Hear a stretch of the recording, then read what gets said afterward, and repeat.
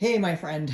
Okay, don't mind the mess. Everything is just in turmoil because I did some reconstructing this year with my particular stove. All right, obviously you and I have very different stoves. Mine's a Quadrifire 2100 Millennium or Millennial, whatever the hell, I don't even know. Also, disclaimer to anybody watching this video, I'm not making this video for you. I'm not making this video for the general public. I'm making this video for a friend of mine, and I am in by no way, shape, or form an expert. So if you get into a bind with your wood stove, go call an expert. Don't call me. All right, so now I feel like in today's day and age with, how stupid America has gotten and everybody likes to sue everybody else. Oh, and there's my little girl. Hi. Okay, so first of all, let me explain to you what I did with my stove this year.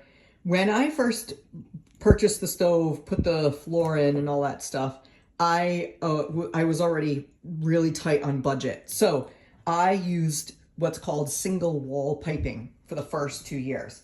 Then this year I had a tiny little bit of extra money. So I ripped out all of the single wall and, excuse me, I put in double wall piping.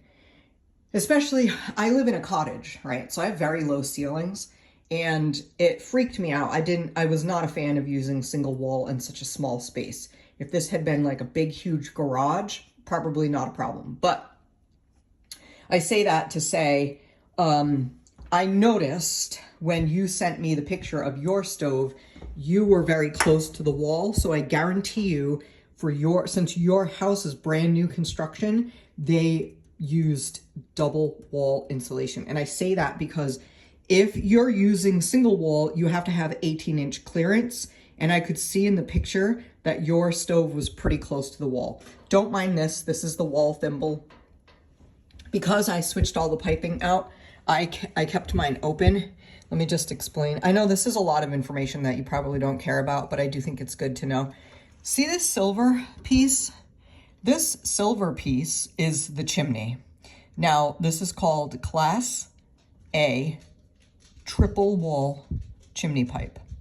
And the wall thimble is designed so that you can go through combustible material. Obviously, the wall is combustible, right?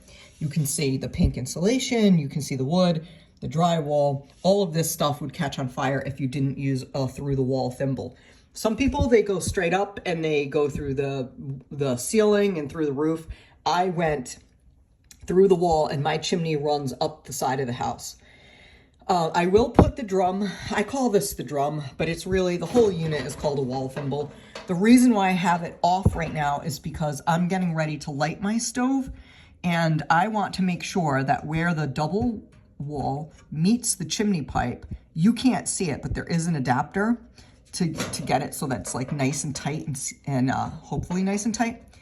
I'm going to keep this open when I light the stove to make sure I don't see any smoke coming out of here. Once I know it is good to go, then I will shimmy this thing back in. It's a tight fit. So, okay. All right, so what was I talking about when I texted you about the thermometer? One of the things that you should do is go out and get yourself a thermometer. It looks like this. It's got a little magnet on the back. You can pick these up at any kind of hardware store.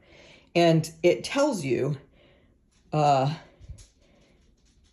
like this says the word best, B-E-S-T.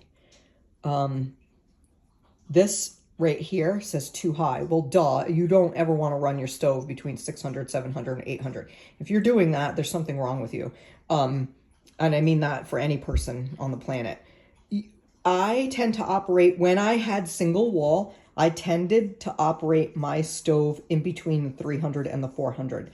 Again, like I said, I'm in a small little cottage and I didn't want to burn anything down, right? So now, here's the thing. When you get a thermometer like this, where do you put it? You can't put it on the pipe if it's double wall. If it's single wall, you can put it right on, no problem, and it will tell you the temperature of the pipe, which is what you want to know. But with double wall, it's designed to not get super duper hot. So this is not going to give you a good accurate reading. So everything online says to put it, now I won't put it flat on this because this surface is designed to get hot. This is actually a cook surface. That's how they marketed it to me. What I would do is I would put it right here. So this is metal. This will get hot, and this will kind of let me know where am I running, what's my range. Now, your issue that you had when you opened the stove up to throw wood in, and you said you got a little bit of that backdraft. I don't know what your stove looks like 100%, but on mine, I have this little lever. This closes the damper, and this allows full air. When you go to add wood, let's say you were running the stove and it's been going all day and you have the damper slightly down so it's not burning super hot and super fast. When you get ready to throw more wood in, you want to open the damper all the way. What you also want to do is just gently open the door, and you'll hear it. It'll be like, whoosh, right? You want to just kind of open it just a crack to let it equalize. Once you can see that it's equalized, then you open it all the way and you throw wood in.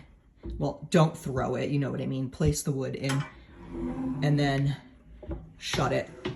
Let the wood get going, and then you can put your damper where you want it. What I like about my damper is it kind of lets you know, like, this is going to get maximum heat, this is going to be like medium heat, and then this is going to be low heat. One of the things too, if you're burning, I don't suggest burning wet wood, but sometimes it happens. Sometimes the wood is still a little bit damp. And if you're running into that, you can kind of keep this on the middle, right? And then just crack this just a tiny bit. Now, you don't want to leave and go to the store or something and leave the stove like that. But what it will do is it will allow more air to get in to really get that wood burning nice and hot.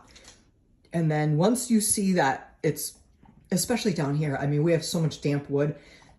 I try to make sure it's completely dried out, but sometimes that's not possible. I don't burn soaking saturated wood, but you know what I mean. So, and then if you're going to go somewhere, make sure your stove is totally closed and make sure your damper is down, right? You don't want it burning if you're going to leave and go to the store. You don't want it on like full throttle, okay? Gosh, this video is way too long and I'm out of breath, but that gives you an idea. Any other questions, just shoot me a text. Okay, talk to you later, bye.